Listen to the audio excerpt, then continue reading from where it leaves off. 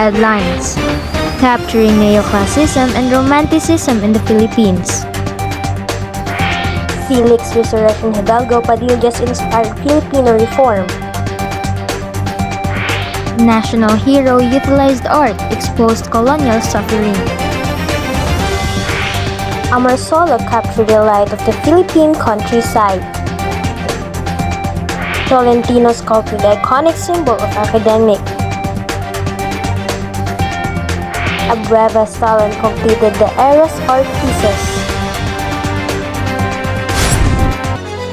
Good morning, Philippines! Good morning, Moncayo, Davao de Oro! Mayong adlaw, Moncayo National High School. And you are watching The Spark News, your trusted source of information. I am your news anchor 1, Carlin Kimbo. And I am your news anchor 2, Muhammad Siddiq Ali, bringing you the latest, most reliable, and most significant news that matters to the community and beyond.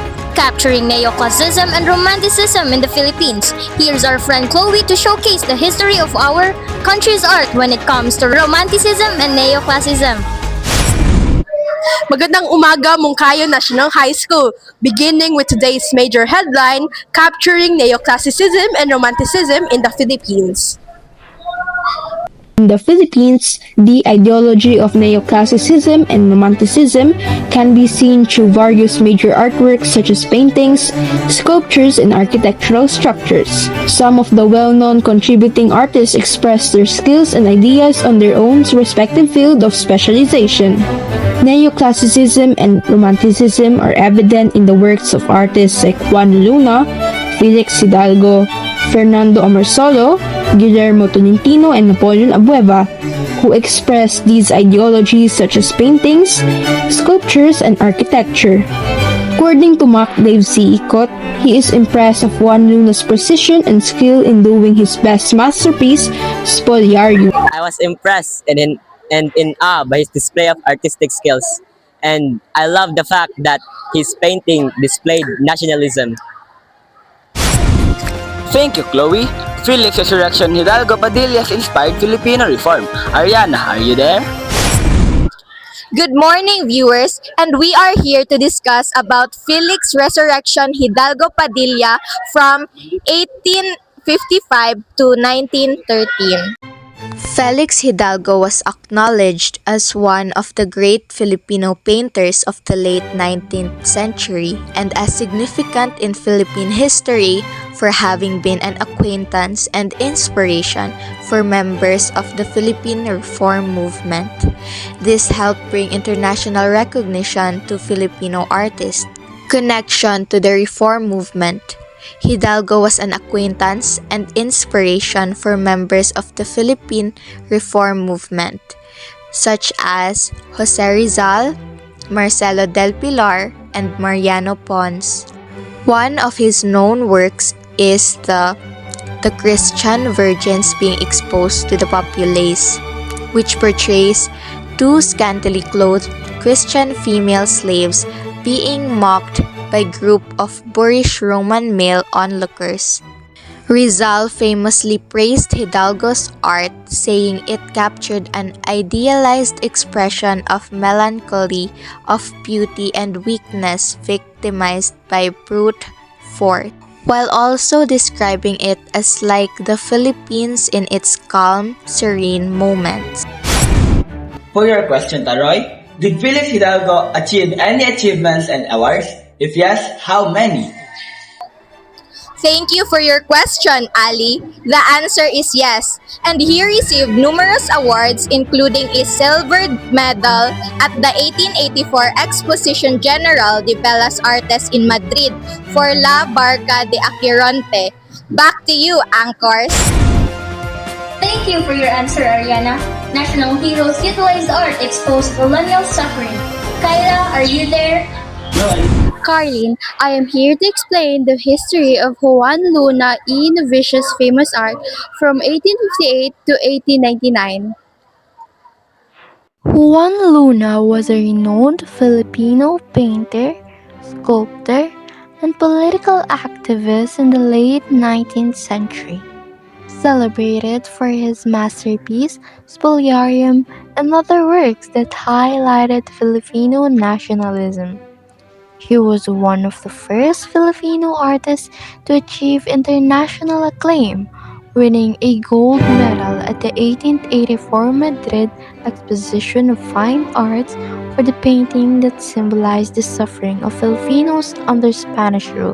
Spoliarium, this painting, which depicts fallen gladiators in the Roman Colosseum basement, in his most famous work and is considered a powerful allegory for the Filipino people's struggle under Spanish colonization. Now for your question, Kyla. Why do you think Juan Luna chose to depict suffering, oppression, and death in the spoliarium instead of painting a more pleasant scene? Juan Luna used suffering and operation to symbolize the harsh realities experienced by Filipinos under Spanish rule. Instead of painting beauty, he chose a painful scene to awaken national consciousness and make people reflect on injustice, inequality, and loss of dignity. Thank you for your answer, Kayla. Amarcelo captured the light of the Philippine countryside. Here is Ian Dominic Murillo for the report. Sidik, I am here to shed a light about Fernando Cueto Amorsolo from 1892 to 1972. Fernando Cueto Amorsolo from 1892 to 1972 was the first national artist of the Philippines for painting. Known for his portraits in rural landscapes and his masterful use of light, he was nicknamed the Grand Old Man of Philippine art, and his technique was praised for pioneering the use of Impressionism and backlighting, significantly influencing Philippine art and identity. Fernando Marsolo's 1949 painting, Planting Rice in the Volcano, which depicts idyllic Filipino village life with farmers working in a sunlit rice field, with the famously symmetrical Mayon volcano in the background. The work is known for its bright, warm colors and optimistic portrayal of rural Philippine life, a common theme in Marsolo's work as the first Filipino national artist. It features happy villagers in bright colors and straw hats, a verdant landscape, and the beautifully symmetrical cone of Mayon volcano, emitting a peaceful plume of steam. The use of warm, sunny colors is a hallmark of Amarsolo's style. Dominic, when did Fernando Amorsolo begin to gain recognition for his iconic paintings depicting rural Philippine life? Fernando Amorsolo began to gain recognition in the 1920s after he won first prize in the 1922 Philippine National Art Competition and became known for his luminous portrayals of rural landscapes and everyday Filipino life. Back to you, anchors. Thank you, Dominic. Tolentino sculpted the iconic symbol of academia. Are you there, Ariana? Good morning once again. Guillermo Estrella Tolentino from 1890 to 1976 was a Filipino sculptor, a national artist for the visual arts in 1973.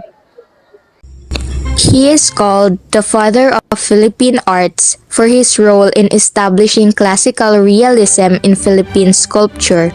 His most famous works include the Bonifacio Monument in Caloocan City and the UP Oblation at the University of the Philippines. He studied at the University of the Philippines and also received scholarships to study abroad in the United States and Europe. Ariana, what do you think motivated Guillermo Estrella Tolentino to create sculptures that reflect Filipino identity and patriotism? And how do his works influence the way Filipinos view their history and culture today? Guillermo Estrella Tolentino was inspired by his love for the Philippines and his desire to honor national heroes and culture.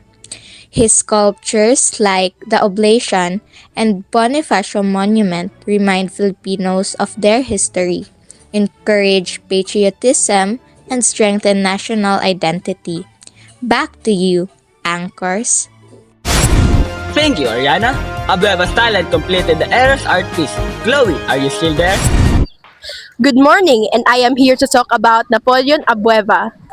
Napoleon Isabelio Perosa Abueva was a Filipino sculptor recognized as the father of modern Philippine sculpture and was proclaimed a national artist for sculpture in 1976. One of his artworks is a shot na Diwata ng Siling, where this reinforced concrete work represents the 9 uses of art: architecture, dance, film, literature, music, painting, photography, sculpture, and theater.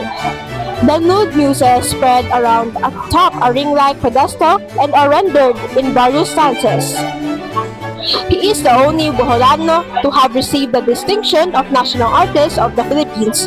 In the field of visual arts, his career and work significantly shaped the local sculpture scene. He was the youngest recipient of the National Artist Award at 46 years old. When did Napoleon Isabella Velosa Abuela's innovative use of modern materials, such as metal cement and hardwood, begin to transform traditional Philippine sculpture, and how did this shift influence the development of contemporary art in the country? Napoleon Abueva began transforming traditional Philippine sculpture in the 1950s after studying modern art techniques in abroad.